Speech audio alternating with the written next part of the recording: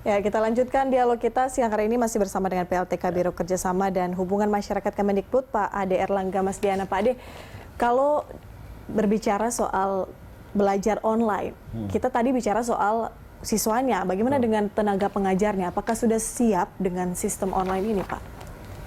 Ya, mestinya harus siap ya, karena sekarang kan eranya era digital ya. Jadi kalau kita bagaimana menyambut tahun 2045 atau sampai tahun 2030 lah. Sampai tahun 2030 misalnya kita kan harus menyiapkan kurang lebih sekitar tenaga-tenaga handal atau yang punya skill yang kuat, yaitu sekitar 58 juta ya orang. Jadi kalau memang kita tidak siap untuk masuk ke era digital atau era industri 4.0, ya kita akan sangat tertinggal. Tapi barangkali mungkin ini kan proses ya, berproses ya, berproses itu kan bisa saling bantu ya, saling bantu satu sama lain ya, antar guru misalnya, guru yang memang belum punya skill yang cukup ya, itu kan bisa dibantu oleh guru yang lain. Jadi prosesnya itu kan yang penting guru tuh dia punya karakternya apa? Karakter ingin belajar, karakter yang baik, karakter yang senantiasa melakukan hubungan yang intensif dengan peserta didik, dengan orang tua ya. Karena problem pendidikan itu bukan hanya problem konten pembelajaran saja, tapi problem soal behavior, persoalan karakter, sikap dan lain sebagainya. Ya. Pak Ade, ini kan kebijakan sudah diambil begitu kan, dan udah nggak ada lagi waktunya untuk kayak mundur-mundur begitu. Ya. Artinya kebijakan libur online harus dilakukan. Nah, kalau misalkan kesiapan guru di DKI Jakarta aja deh, sudah adakah profiling ataupun data yang dimiliki Kementerian Pendidikan dan Kebudayaan yang berapa yang sudah mampu memiliki kapasitas dan kapabilitas untuk melakukan proses mengajar dan berapa yang belum? Sudah adakah Pak Ade? Itu kan yang petanya itu ada di masing-masing pemerintah daerah. Jadi pemerintah daerah yang mengambil keputusan seperti itu, cara belajar online tentu kan setiap daerah mungkin berbeda-beda cara belajar online. Atau cara belajar jarak jauh. Ya, Pak, cara belajar jarak jauh kan tidak selalu online itu sekian 1 jam online terus-menerus, itu juga bisa menghabiskan pulsa juga kan gitu ya.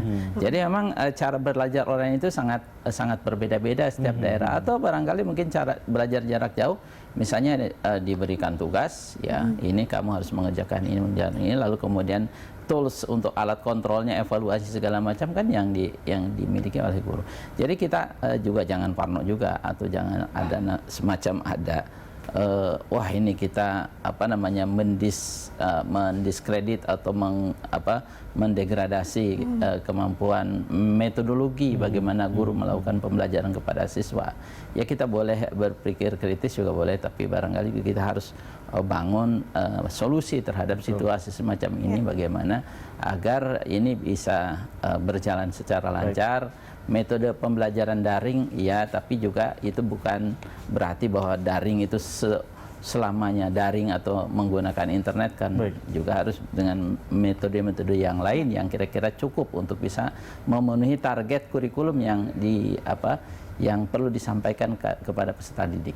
Oke, Pak Ade, ini kan sudah mendekati ujian nasional. Ya. Apakah dari Kemendikbud melihat dengan adanya penyebaran virus corona, kemudian juga ada kebijakan-kebijakan meliburkan siswa selama 2 pekan, apakah ujian nasional ini masih akan tetap dijadwalkan sebagaimana mestinya, atau mungkin akan dimundur sedikit, Pak, melihat kondisi ini? Kalau ujian nasional tetap berjalan, tapi untuk daerah-daerah tertentu yang meliburkan siswanya, tentu kita akan menyesuaikan atau kita memfasilitasi berarti ya, akan kita jadwal ulang ya, tapi untuk secara nasional tetap.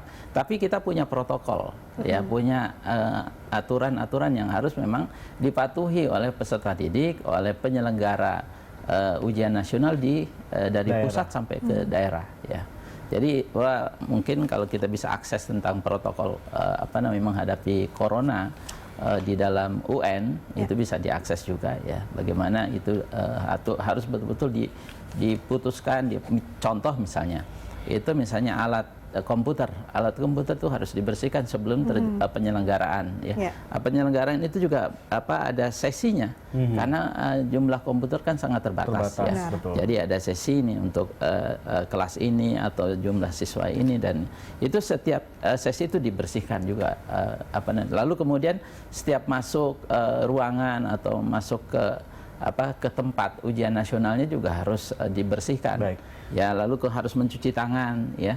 Dan kemudian kalau ada yang sakit ya dianjurkan untuk tidak masuk melakukan ujian itu nasional. sesuai dengan protokol kesehatan Iya, WHO benar. juga Betul. ya Pak Ade. Kita masuk lebih dalam lagi Pak Ade terkait masalah mungkin website untuk proses belajar mengajar. Nah ini apakah bisa diakses secara langsung oleh para murid atau tunggu perintah dari guru? Dan kalau iya, ini websitenya apa Pak Ade, boleh diulang lagi? Belajar titik Kemdikbud.go.id. belajar.kemendikbud.go.id. Jadi buat pemirsa ini bisa mengupdate ya kalau misalkan sekolah diliburkan dan tidak ada proses belajar mengajar, namun pingin belajar. Tadi apa? Kemendikbud. Belajar.kemendikbud.go.id. Nah, berarti ini bisa diakses secara umum begitu ya, Pak? Iya, bisa.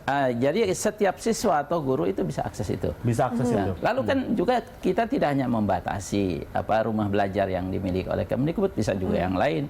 Ada beberapa fitur-fitur, ada beberapa vendor-vendor yang lain juga yang menyediakan kan gitu. Kan nggak perlu saya sebutkan kan nanti dianggap promosi kan. Gitu ya.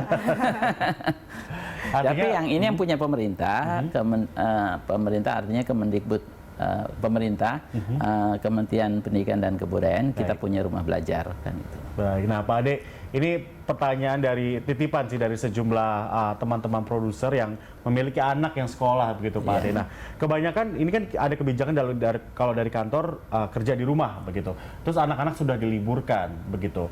Mereka ingin pulang kampung malah Pak Ade. Ini kalau dari Kementerian Pendidikan sendiri, adakah informasi yang ingin disampaikan seperti itu? Sebaiknya jangan menggunakan transportasi umum. Baik. Ya, jadi kalau mau melakukan mobilisasi ya dari sekolah ke rumah atau misalnya mau pulang kampung ya sebaiknya jangan menggunakan kendaraan umum seperti pesawat atau bis ya. Diupayakan atau memang kalau memang harus juga terpaksa juga memang harus melakukan proteksi diri, pencegahan secara lebih ketat ya. Jadi misalnya dia selalu mencuci tangan yang sering-sering, lalu kemudian juga jarak tempat duduk antara dia dengan yang lain kan gitu ya.